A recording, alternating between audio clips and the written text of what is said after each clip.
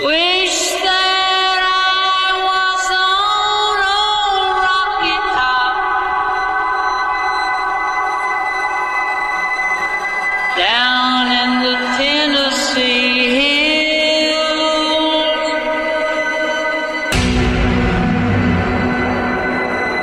Ain't no smoky smoke on rocket top. Ain't no telephone bills. A scary night in Knoxville ends with victory and a few questions. Atop of the SEC is Tennessee. The SEC now down to 7 members or teams left in the AP poll.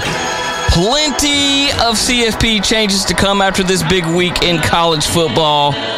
We're talking Tennessee. We're talking SEC. We are Tennessee Fan Talk. Come join us. Vols fans, the best fans in football. Rowdy, passionate, dedicated. And this is where Vol Nation comes to talk. Welcome to the hottest spot for all things Tennessee Vols. This is Tennessee Fan Talk, where the orange and white comes to life with a dash of humor, a sprinkle of wit, and a whole lot of Southern charm, bringing you the latest updates, breaking news, and some good old-fashioned laughs along the way.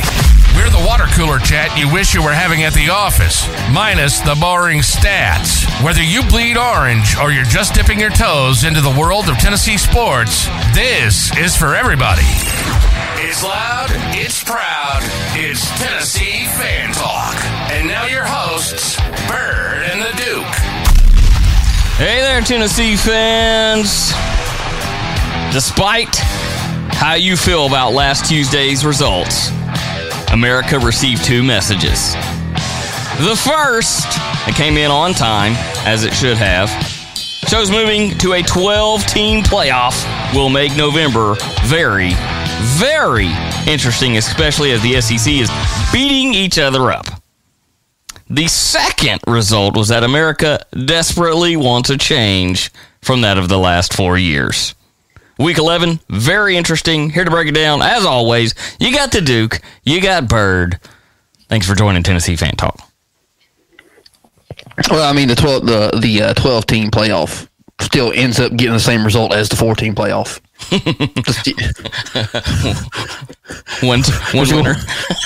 Well, no. Besides that, I mean, I'm talking about the buzz beforehand. Like, everybody's going to be mad because let's just say, hypothetically speaking, Ole Miss doesn't make it. BYU does. You're telling me BYU's better than Ole Miss? No. So I'm not saying there's a right way to do it, but I'm just saying that it's going to be the same. He said, she said. You know, it's one of those he said, she said BS's, as my friend Lip Biscuit would say. It's all about the he said, she said. That's pretty good. Yeah. Mm-hmm. Tennessee only 50 yards in penalties. I can't believe they were hyping that up. They only had miracle. 50 yards in penalties. 452 yards offense, allowed only 271. They continue to keep opponents under 20 points per game and survive another week despite going 3-6 in the red zone, 5-14 on third down. I worry about next week. Next week, we do not have the kneeling effect. And as Duke has pointed out the past 2 weeks, it could be a season ender with a loss.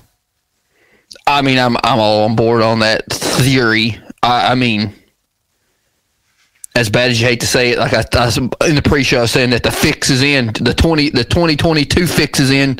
Just like back then when we were ranked 1 and we were 1 and we were 3 going in there, which was, I mean, great for us. We got our dicks hard, but then we get down there and get beat. I still have same way with a fig. I still have the picture on my wall where our resident Georgia fan Franklin walked in and hung it up, and it said, "Remember that time Tennessee was ranked number 1 for 1 week in November?" And now we're number 1 in the SEC going in there, and I'm telling you, the fix is in. We get beat, which I mean, I think the 22 team in Georgia was a lot better than what they have now. Yeah, certainly. And it depends on the meth sales on how good Carson Beck's going to be. They need to roll in there with the mentality that we're going to end their season, not if we lose, they're going to end our season. Right. Kind of thing. But with that being said, if we lose, we're going to be playing in the Citrus Bowl again. Oh, God. Can't spell Citrus Bowl without UT, as Steve Spurrier would say. Nico Iamaleava, upper body injury that they said during the game, turns out to be concussion protocol. Heupel and staff have said he's ready for next week. They think.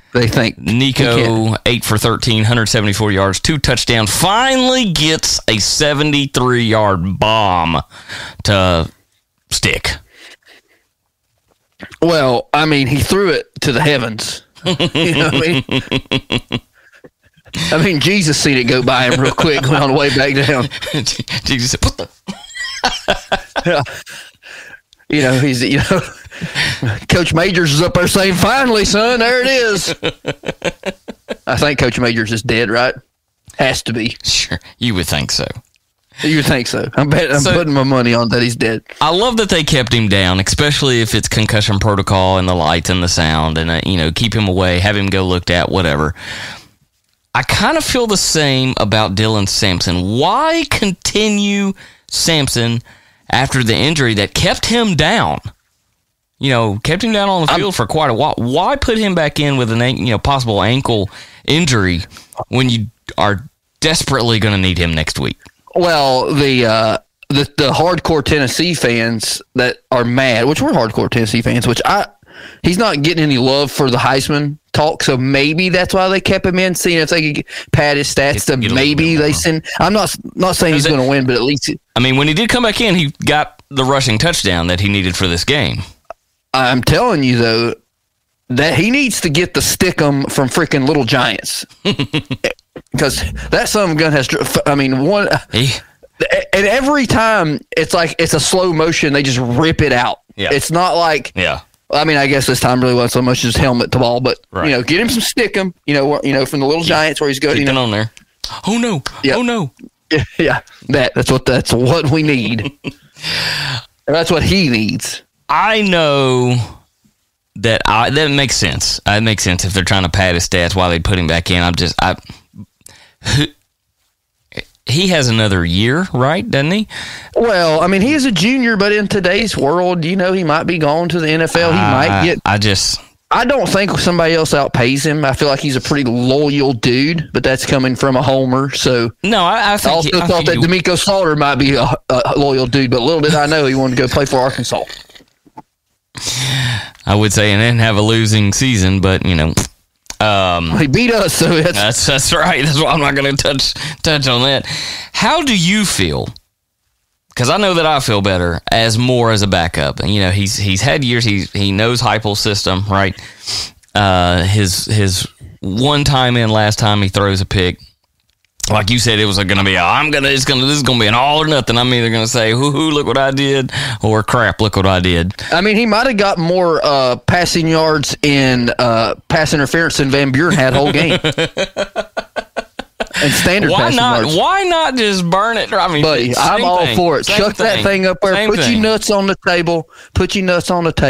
And just sling it downfield. He's got an arm. You can notice. You can see that he's got good arm strength. He's got an arm, and he had. He seems like a pretty fart smeller. You know what I'm saying? So he goes 5 for 8, 38 yards. You got to tack on at least 30 more yards of that of penalties created. From the pass interference. 14 with that was the worst defense in the SEC. Chuck it up and let them run into you. I texted. I was texting with the Germantown Gigolo last night, and I was telling him, "Man, I wish these were spot fouls." Yeah, like in the NFL. Yeah. Where? I mean, we knew freshman coming in. Boo Carter was good. last night he showed Why has he not been returning punts the whole season? And ballsy as he is, some of those ones that he should have thrown up fair catch. I mean, my man catch. Well, he called that one off the bounce, and I'm like, you don't do that against the Georgia. But, yeah. Let's not make freshman mistakes. It's not high school. But play, let's see, 56 yards total.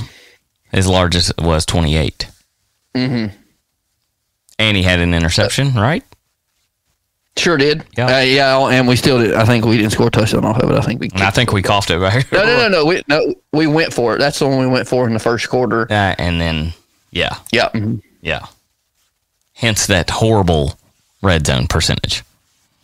Hey, we scored 2 touchdowns in the first half this time.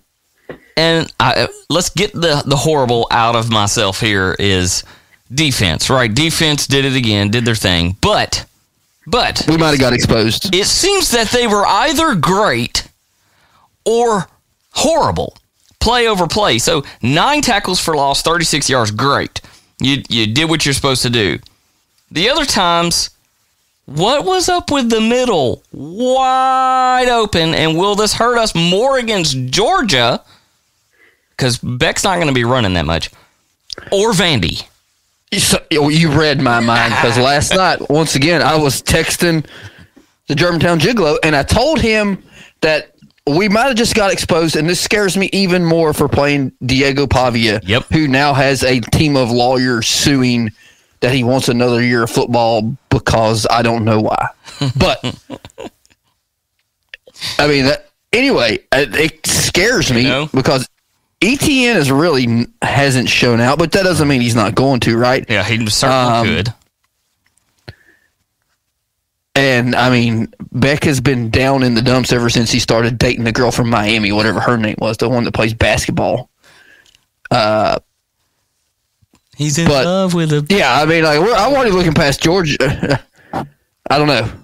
Don't look past... No, last week you said I wasn't allowed to look past Georgia. Or, no, I wasn't allowed to look past State.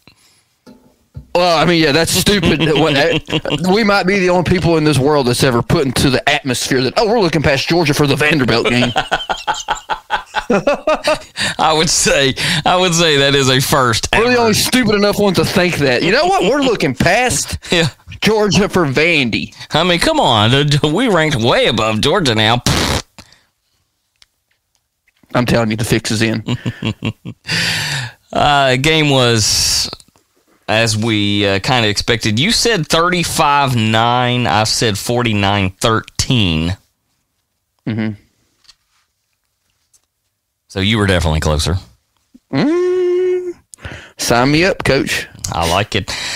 We both picked Texas over Florida, of course. And speaking of Florida, we're going to go around the SEC before we get over into break. Just days, like maybe 2 after the University of Florida announces that Napier will be the head coach for 2025, they get throttled. I have a great spin zone and a conspiracy theory. So if you'd like to get your 10 full jock straps and pull them up tight, here we go. Oh, my God. So Scott Strickland, the athletic director for the University of Florida, sent that letter out, right, that he is going to be the coach of the future. I haven't seen anywhere where the president of the University of Florida has came out and said, hey, Scott Strickland, you're going to be the athletic director of the future. So it'll be a pop-up. So I think either the media is hot on the trail. Mm-hmm. I've got two spin zones here. The media is hot on the trail that they're going to fire Scott Strickland, bring in whoever, and hire Lane Kiffin, because we know Lane Kiffin is probably as loyal as a cat. Because cats will eat you when you die. You know that, right? So he's not very loyal. Yeah, we know this firsthand. For sure. I mean, we're allowed to say that, speaking from experience. And correct. I'm going to name my son Knox, and then I'm going to leave you in the middle of the night. And go to the left coast. But anyway, you can see that, I mean, like, maybe Kiffin's fed up with Ole Miss because he, by far, he has the most talented team in the SEC. Right. Would you like to hear? That's conspiracy theory number 1. Do you want to hear my battered Vols syndrome conspiracy number 2? Let's hear it. It's always fun to throw that in the system. Once again, conspiracy theory that the media is on it, but Florida has backed up a Brinks truck to Danny White. Oh, I don't Conspiracy? think so. I don't think so. Where was he an athletic director before the University of Tennessee? What state Central was Florida. that in? Yeah. Okay. Who has better weather than Knoxville, Tennessee? Yeah, but man, they love him here. They love him here. We also loved Lane Kiffin when he was here because he was our savior from Philip Fulmer, which was the stupidest earliest fire ever. I agree. I've also got another conspiracy theory. If Florida is on the path to University of Tennessee, and to get there, they haven't hit rock bottom yet, because at rock bottom, they have to hire an athletic director like we did in Philip Fulmer. They have to hire Billy Donovan, their old basketball coach, as their athletic director. No. They go after old head ball coach for their... No. I mean, he's got to be able to text to be the... He can get an assistant to do that. He's probably got his jitterbug phone, jitterbug, he can hire someone to do that. Hell, Joe Biden had someone tweeting for him for 4 years, so head ball coach can do that. The Russians. Not to get political here, but I'm just saying, conspiracy theories, there you go. You can take your 10 full jock straps off now. The battered Vol syndrome was more of a joke. I don't really think that's happening, but I think that they're going to fire Scott Strickland, then they're going to say, well, Billy, we didn't say that. Yeah, you're out of here. Start packing up. You only got He's going to be new head coach for Elizabethan football tornadoes. I can't remember what they're called. Cyclones. I don't remember what they're called. That's where. By the way, that's where Jason Witten played football, and his brothers. Did he really? Elizabethan High School. Yep. Okay. Back home. Continuing around the SEC, Beamer and Company goes into Nashville to advance their record just ahead of Andy's. Well, I mean, that was a good old country ass whipping. That's what I'd call it. Oh, I cannot believe I picked Vandy for that game. Who did I pick? You picked South Carolina 24-14. What was that? What? Yeah, you did. You did. The only one that we actually gave a score on other than Tennessee was that one, and you were pretty close. Pretty close. Alabama also proved Duke's theory that LSU is completely fraudulent. They are completely fraudulent. Although we both picked LSU. There's about as real as Brian Kelly's accent. Him and Kamala Harris went to the same PR school. Just whoever you're in front of, pander to the crowd. Pander to the crowd. You could do that before social media was around. My Kamala, I saw a tweet on that, or the AI generated concession speech. First African American woman that's occasionally Indian. Well, I mean, Brian Kelly's accent was, it reminds me of the accent of the guy from Oh Brother, Where Art Thou? Yeah. I'm bona fide. I'm bona fide. I'm bona fide. Oklahoma, what a disappointment. They kept giving opportunities to lose the game.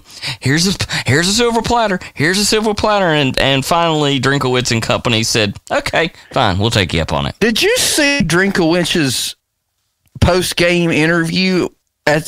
He is, pardon my French children that listen, he's the biggest ass clown maybe I know he is in the SEC, perhaps in college football. He's worse than Signetti from Indiana. You get what I'm saying? The whole time he was talking, I was like, man, Duke's going to say, I just want to punch this guy in the face. And speaking of Drinkowitz, I actually had a long conversation with our resident Florida fan, our Joey Freshwater. Oh. Luke, he stopped by the other day, and we talked for a little while. Okay. And I asked him how excited he's going to be when they name Eli Drinkowitz the new head coach of the University of Florida. And he said he would take him over Billy. He said he would off himself before that. Which is not a funny joke, but it's a funny joke, right? It's a funny joke. And we got to talking because we had all kinds of he was down in the dumps. He was already over with it, and I get it. And then I'm sure you probably hadn't talked to him since this letter has come out. Oh, but he might be on off watch already. I I actually do have a text message from him. I said, can you believe they re-signed that bum just before today's whooping? He said he's worth every penny. They should probably give him a raise. But we both agreed that who are you going to get? Who are you going to get? I think somebody can pull Signetti away from Indiana because let's be honest. They have the worst winning percentage in Division I football ever. They could pull him away. He coached at Alabama. He seems like a real D-bag. To go right along with, he would fit perfect because you know who else is a big D-bag? Steve Spurrier. They're perfect down there. Talking smack all the time. Ole Miss proved that Georgia can be beaten by someone other than Alabama. Yep, and just to remind you that who was elected president last time Tennessee won in Athens? Oh, you jumped so far ahead of this! Oh my goodness, gracious! Oh, I'm sorry. You didn't tell me that, and you shouldn't have said that. You can edit this out. It's not live. Week 12 consists of half good games and half crap. We'll go over them right after the break. Sorry. At Kroger Pharmacy, CARE is making it easy to get vaccinated. CARE is helping you stay protected from flu, COVID, and RSV. Seasonal vaccines are available 7 days a week with evening hours. CARE is giving you a shot at staying healthy this season. Walk in whenever is best and get multiple vaccines in one visit at your local Kroger Pharmacy. So come and get the protection you need while protecting those around you. Kroger Health, a world of care is in store. Visit Kroger.com/vaccines for more. Restrictions and exclusions apply. See site for details. Wherever you are, we are. And we are at TN Fan Talk. Would you like to be on the show? We'd love to have you. Find our link tree in the show description. No experience or equipment is needed. Now, back to Tennessee Fan Talk. Here's Byrd and the Duke. One of the things that the Duke and I are not going to do this week is talk anything about these Mercer or other crap teams that are going to play. But we do got to say that Tennessee has played Georgia every single year since 1992. And I cannot wait until we have a bye year from them. Tennessee started out that stretch pretty strong. Yeah, Georgia used to stink. They won a lot in a row. They have fallen 5 games behind in the overall history, and now they have a 7-game losing streak to break. The last time Tennessee won in Athens was 2016. And the hobnail boot. And if patterns hold... Hobnail boot, whatever. Like what the Duke explained before the break, if patterns hold, they are due for it again.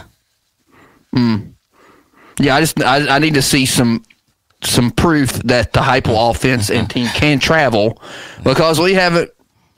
I mean, I don't give a dang. If I'm being honest, I'm sign him up for a lifetime contract. Where we're at, I win every game at Neyland every year, and you can stay. I don't care who it's against. That's right. Yeah, I think he's only lost. But this one is in the Neyland, game. Right? What? He's only lost one in Neyland, right? Against who? Florida. It would have been Georgia last year, right? Yeah. Yep. You're right. Anyway, this is the game that people talk about, that programs where they make that next step. Mm-hmm. This is our game to make that next step. And then when we make that next step, then I go back to what we talked about in the previous segment. Then we lose the Vanderbilt and we take a step back. Then we fall down the hill rolling. But no, this is where we're right on the edge of making that step. Let's just hope that the Nico thing, which play it for all you want. I hope. That could be a mind game that Heupel's playing, that he already knows he's out, perhaps, or it was like he said, cautionary that he, whatever, which I get that too. Well, the good thing is if it is a mind gaming, and they're preparing for Nico, there's no tape on Gaston Moore anyway. Well, sure, no. I mean, that's the first game. That's the most playing time he's had in his whole college career. Exactly. Wherever he traveled with. Exactly. He's like another Jim Bob Cooter. He's like the Jim Bob Cooter 2.0. They have to go to the spring game to see him. He probably helped write up plays, and he's going to be the next offensive coordinator for the Indianapolis Colts when he retires or when he graduates, something like that.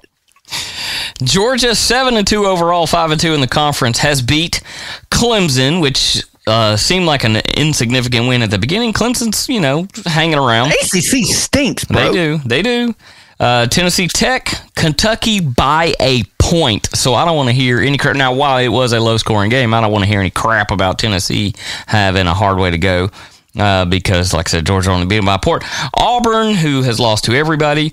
Mississippi State, who is horrible. They did beat Texas, but Texas, like we said last week, still maybe a little bit unproven. Haven't really. I mean, their schedule's been about as hard as ours. Not very hard. And then they've beat Florida. So nothing on there that I think would separate us. I think we're actually pretty comparable.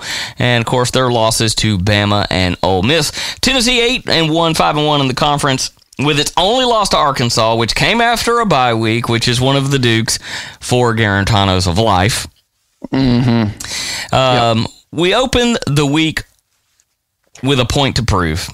Vegas has Georgia favored 8.5 points, which really, if you think about it, it's not that bad because as a home team, you're already getting 2.5.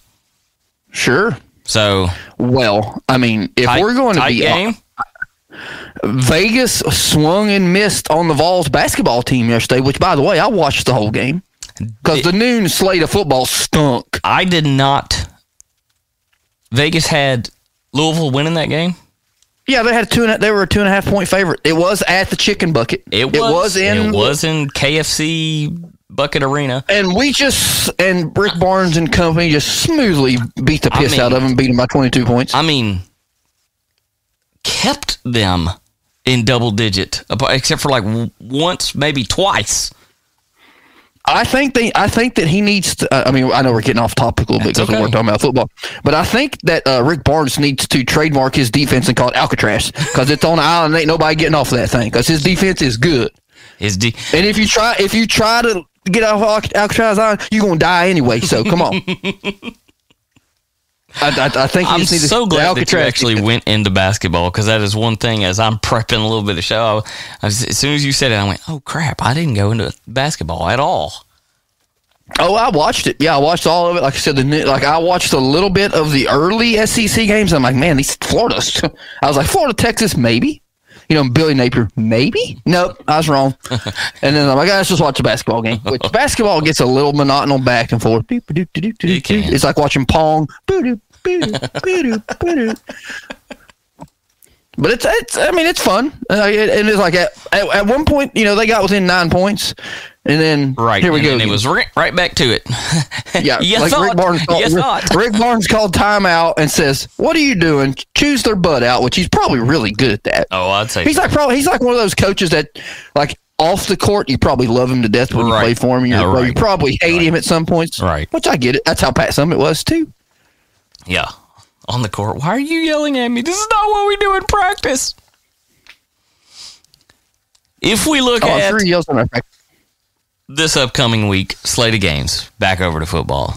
November 16th. You got Texas, 8-1, 4-1, going to Arkansas. Oh, well, that should be an easy peasy lemon squeezy. I would love for Arkansas to beat them. That used to be a pretty big rivalry game, did it not? It feels something there is triggering, but. And then ULM, I'm telling you, we must pay half of their debt off every year because they've played a couple SEC teams this year. ULM 5-4, 3-3 in the conference, a better record than Auburn. 3-6, 1-5. And honestly, if Vandy has beat Auburn, is this a game? And I'm assuming this is Auburn's homecoming. Well, I mean, our homecoming was against Mississippi. Yeah. What a smack in the face! Bring you in our homecoming. It could have been. What's the other? We got one more game at home, right? New Mexico State or something. It's UTEP Miners. Yeah, I was thoroughly expecting that to be the homecoming. They were like, no, Mississippi State, you all are the homecoming game. How does it feel to be like Vandy, scheduling for homecoming games? Well, I mean, they were in a tight spot. We'll spin off before we talk about the next game. My wife asked me she's seen on Twitter the horse walking around the field. She's like, "What's that?" And I'm like, "You idiot! That's a Tennessee walking horse. She ain't ever even heard of it." Now, I will say that's the first time that I can remember as a child, because I went to homecoming almost every year. Right. That I thought the Tennessee walking horse was supposed to be black. That was a brown one. I don't ever remember seeing a brown Tennessee walking horse. I thought, and it didn't, and the walking looked like it wasn't as pronounced as it used to be in my head. Like, I don't know if they got like maybe they ran out of budget and got a cheap one. I don't know. Right, they didn't go get a world champion. LSU. It's kind of like LSU couldn't roll Mike the Tiger out there. We had to go get one from the Tiger King and put him in the box and roll him around out there. Back up. Do you think ULM can beat Auburn? No. Nope. I sure don't. They did beat Alabama during Nick Saban's first year at Alabama. I love to say that. I love to remind listeners people of that. Right. But no, they don't beat Hugh Freeze. Do they fire Hugh Freeze at the end of the year? Let's hypothetically say, do they fire him after the football game if ULM beats him? ULM beats Auburn, I think they fire him. I mean, atrocious season. And then they hired Derek Dooley because they ain't got nobody else. No, talk about somebody fall off the face of the earth. Just a coaching carousel from within the SEC. They'll hire Drink, and Kiffin goes to Florida. I mean, I get why you'd want to get out of Missouri, because that just looks like a miserable place. I do have a question. You know how you can tell the original SEC teams, minus a couple, compared to the new kids on the block? Every one of the new kids on the block fires a cannon or a gun off when they score a touchdown. They're the only four that do it. Texas A&M, Missouri, Oklahoma, and Texas. Yes. Nobody else in the SEC does that crap. Oklahoma's in the SEC? I mean, Brent Venables probably going to get fired. Once again, who do you hire? I don't know. We are definitely not going to be talking Murray State at Kentucky or Mercer at Alabama. Not happening. You do have a snooze fest. Or you could just call it. But before you get to the snooze fest, you can do the spin zone, because you just said that ULM has a better record than Auburn. Mercer has a better record than Alabama. Spin zone. They're 9-1. They're 9-1. They 6-1 in conference. But that doesn't mean anything. Wouldn't that be nice? Alabama to fall to Mercer. That would be a first time ever. The 3:30 ABC, LSU 6-3, 3-2, Florida 4-5. That's not a snooze fest. The Alabama game's a snooze fest. The Kentucky game's a snooze fest. But those were not even. I'm talking about actual conference games being a snooze fest. Yeah. I mean, this is a game that ABC wanted before the season started. Had their fingers crossed. Somebody's going to be, I've got to go. I've got to go LSU, because Florida needs to not go to a bowl again. Well, I mean, I'm not picking Florida just for the fact of it's Florida, but it's because DJ Lagway's hurt, right? He didn't play last week. Right, they're on their third. But I mean, that's no excuse, because everybody has hurt players. But Mizzou 7-2, 3-2. South Carolina looking to improve. Buddy, you want to talk about? That's the bowl of the coaches I want to punch in the face. That's what that's called. The Duke's Face Punch Bowl. That's right. No, it's the Hawaiian Punch Bowl. I'm telling you. So when I ask you to pick this one, you're going to say no. The referees. You're going to pull out your old one. I'm calling this game. I can't make a pick. Yeah. Yeah. I'm going to be on the call in this game. I can't make a pick. But I can guarantee you, I can't make a call, but I can guarantee you that both these coaches want to be punched in the face by somebody. I can promise you that. It's going to be a good one. I've got to go South Carolina on this. A 4:15 Eastern in Columbia. Yeah, that's a dusk game. And so they're going to play Sandstorm 10,000 times because that's all they have. They have nothing else. Like, when I went, it was amazing. Like, they probably cause dyslexia. What is it when they got a lot of flashing lights? You cannot say that they cause autism. No. Epileptic seizures. Oh, epileptic seizures. Okay, I didn't know where you were going with that. No. I know that doesn't call it. What causes autism is vaccines, Byrd. Everybody knows that.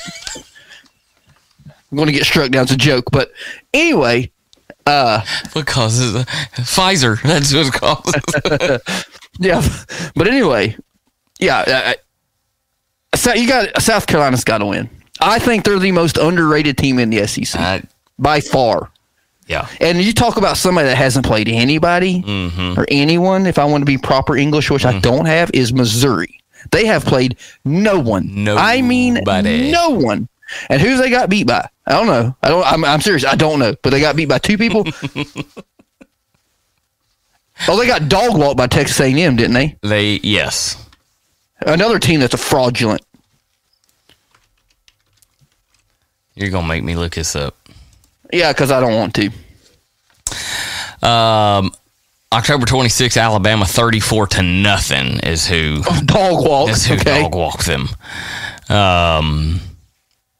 So they beat Murray State. That was one of the Murray State's loss. That was the Murray State's one loss, 9-1. It was to them. You mean Mercer? Oh, okay. Yeah, that's right. Yeah, Murray State hadn't won it. Yep, way to keep me on track there. Mizzou barely beat Vanderbilt at the time. It was A&M 41-10. Okay, so let me rephrase what I say. They haven't beat anyone. How about that? Because they have played someone, but they have not beat anyone. Yeah. The beats were Oklahoma, Auburn. Which Oklahoma gave that away. Brent Venables should have played for overtime. I was watching that. I'm like, what an idiot. Yeah. Take a knee and go to overtime. 100%. That gives you in the 25-yard. What an idiot. Yep. Auburn, who hadn't beat them, UMass, Boston College. Of course, they barely beat. They beat Vanderbilt by a last-second field goal, and they beat Buffalo. Yeah. And Eli Drinkwitz out there talking about, I'm talking playoffs. Yeah. You hear me? I said playoffs. Yeah. Yeah, it's like the guy. It's like the coach from. I mean, it's one of the best clips ever from the Colts coach back in the day. Playoffs. You want to talk about playoffs? I can't remember his name. It's so long. I should know. And we're certainly not going to talk New Mexico State A&M. So Tennessee, Georgia, 8.5 point spread. Mm-hmm. Last year, I think we lost to them like 33-10, something like that. And a night game in Athens is pretty rare because they have the same issues that LSU fans do, except they don't know when to stop drinking. Yeah, 38-10 was last year's. Uh-huh. I mean, I think Georgia is not as good as they have been. I do think that Kirby Smart is probably now the best football coach in college football, probably. Like all around. And we're getting them off of a loss, so they're quote unquote mad. Mad Dog 2020. 35-28. Who? I know who you're going to say. You know who I'm going to say. See, you think we're going to put that many points up against Georgia when we couldn't put that many points up against Florida? I think we're going to have some turnovers, some pick sixes. You think Will Brooks is going to pick six? Will Brooks is going to step up and give us one of those. Yeah. I mean, you'd think he'd pick off of Van Buren, but anyway. He almost did. I seen him jump one. I think if Florida can I'm a little worried. Ball 3 times from Carson Beck, I think we're capable of it. And Boo Carter, he's got an itch. He's got to scratch it. I'm a little worried coming off a loss. Georgia's mad. Kirby Smart is the best at spin zoning their team and fueling it. He's also supposed to be the best second half coach, and look what happened. Scored. I mean, you could argue that in the second half. Our second half has been probably better than theirs has this year, because obviously it has to be. We had crap in the first half. Had to be, or we would be winless in conference. I mean, I don't. As I've said it a million times, I will say it again. The BVS just creeps in my head. It's creeping right now. I know it's creeping in there. And I'm trying not to be sad, because I was sad against the Arkansas game. And it's easier to lower your expectations than it is to have them built up and break them down. I'm probably part of the pussification of America here. Let's see here. Oh, what's he going to say? 28-21 Dogs. Franklin would be so proud of you. I'm doing that for my own psyche, folks. I'm a selfish son of a gun sometimes. You mentioned earlier at ETN, just not as good as he should be. Only 477 yards on the year, while Sampson is racking up 1,130.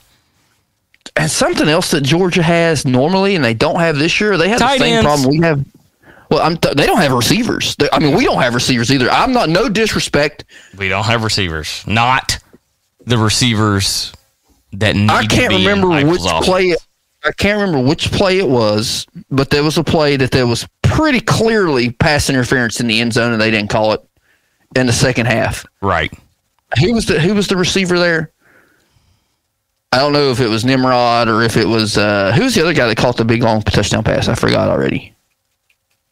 Wasn't it Dante Thornton? Yeah, that's exactly what it was. And he left out with a potential head injury. He was shaking up and grabbing the side of his head. Well, this was another text that I sent to the Germantown Jiglo, and I'm like, hey, why would they throw pass interference when our receivers are not smart enough to act like it happened? Because he's like, nothing happened. I mean, he just gets right up. At least get up and start asking for it. I mean, I'm not the biggest fan of flopping, but there's sometimes when flops are necessary. Flop a little bit, buddy. Throw your hands up. Do something. Maybe he should bring in Penny Hardaway, teach him how to do it. I mean, Penny Hardaway had some of the best tennis shoes Nike's ever produced. Oh, God. I had a pair. Penny Hardaway once had a pair, 6th grade. Purple ones. A half lackluster week ahead. We'll see what the college football playoff does Tuesday. That would be the Tuesday the 12th. I believe it's at 6 Central. Yeah, I don't care about that, but I do care that, did you see that the Vols sold out the Smoky Stadium at Pigeon Forge? By FYI, they're building a new stadium in Knoxville. They're about to be the Knoxville Smokies. They're coming back. They used to be home. Coming back to Knoxville. No more Pigeon Forge bull crap. Was that Pigeon Forge or more like Sevierville? No, that's for sure. That's really Kodiak's what that's called. Oh, yeah. Kodiak. Yeah, Cody. Yes, that's right. The Kodiak. It matches their mascot thingy. Yeah. Sure. Yeah. I hit that button way too early. You just need to be on repeat. Just let it keep playing. Yeah. Until we hit stop. Beep. I can throw that in. That's easy to do. Guys, we appreciate you tuning in. If you will look in that description of the show notes, if you're streaming this via a Echo device, sorry about your bad luck. Get on your phone, choose your podcast player, look in the description, check out that link, copy, paste, go to our link tree, schedule yourself on a show, get yourself a Yeti cup. We're trying to pander to the crowd, folks. Come on. You know you want a Yeti cup. You can never have too many Yeti cups. Let's pray for them Vols. Baby Jesus. You've been listening to Tennessee Fan Talk. It's where the orange and white come to life. If it has anything to do with the Vols, we're talking about it. Thanks so much for listening to the show. We hope you've enjoyed it.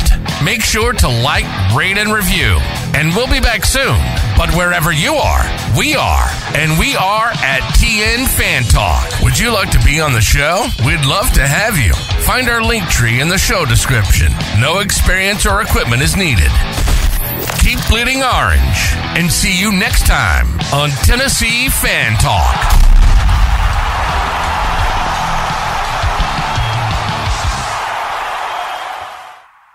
At Kroger Pharmacy, CARE is making it easy to get vaccinated. CARE is helping you stay protected from flu, COVID, and RSV. Seasonal vaccines are available 7 days a week with evening hours. CARE is giving you a shot at staying healthy this season. Walk in whenever is best and get multiple vaccines in one visit at your local Kroger Pharmacy. So come and get the protection you need while protecting those around you. Kroger Health, a world of care is in store. Visit Kroger.com/vaccines for more. Restrictions and exclusions apply. See site for details.